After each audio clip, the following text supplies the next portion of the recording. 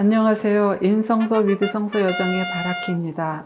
형이 목숨을 내놓고 자기 운명을 걸고 토로하는 진심 어린 말에 마음의 빗장이 풀어졌습니다.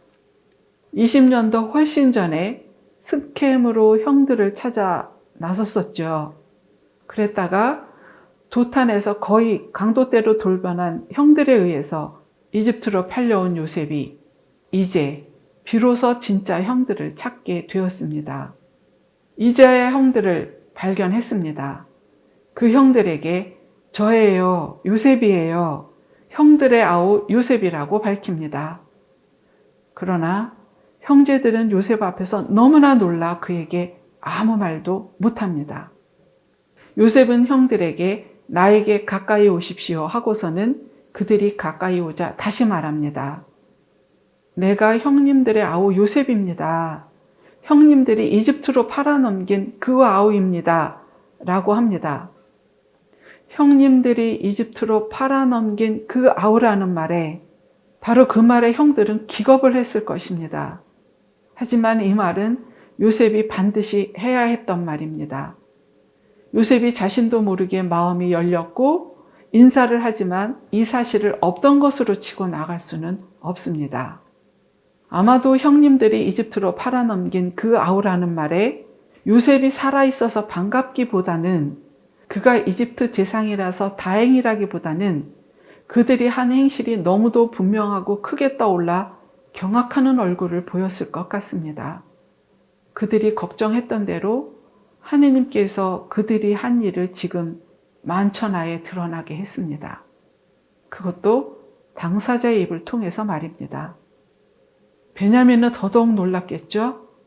친형에게 일어났던 일을 지금 알게 되었으니까요. 요셉은 그 사실을 밝히기는 하지만 곧바로 형들의 마음을 배려합니다.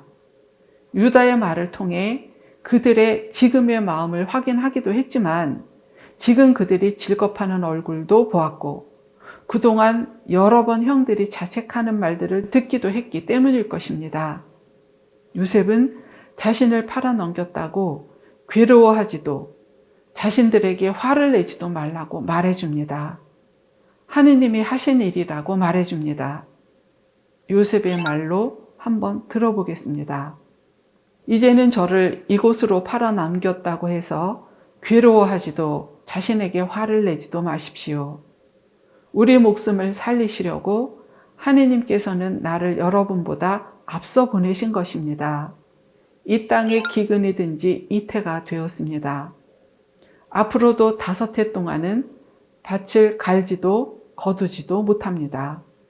그래서 하느님께서는 나를 여러분보다 앞서 보내시어 여러분을 위하여 자손들을 이 땅에 일으켜 세우고 구원받은 이들의 큰 무리가 되도록 여러분의 목숨을 지키게 하셨습니다. 그러니 나를 이곳으로 보낸 것은 여러분이 아니라 하느님이십니다. 고통 속에 산 요셉이 자기 인생을 이렇게 해석합니다. 하느님을 자기 인생길의 섭리자로 세우고 고백하며 자신의 삶을 해석합니다. 이것은 요셉의 인생에 깃들인 진실입니다.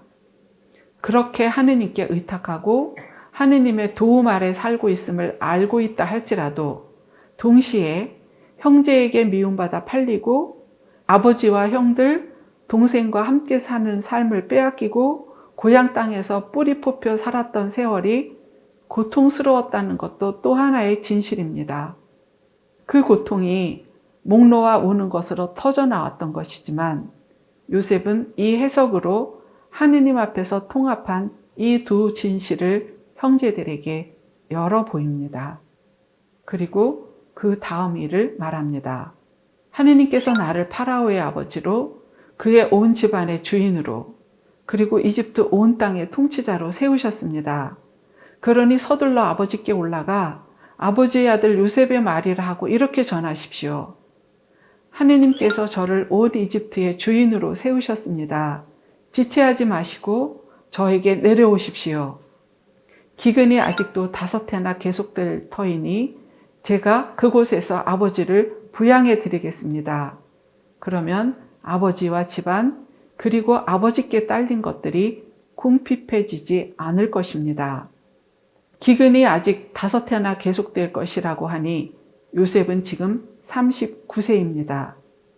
요셉은 지금 그들이 눈으로 보고 듣는 것이 사실임을 일깨워주며 직접 목격하고 있는 것을 그대로 아버지께 전하고 아버지께 얼른 요셉의 말이라고 하고 알리고 아버지를 모셔오라고 말합니다.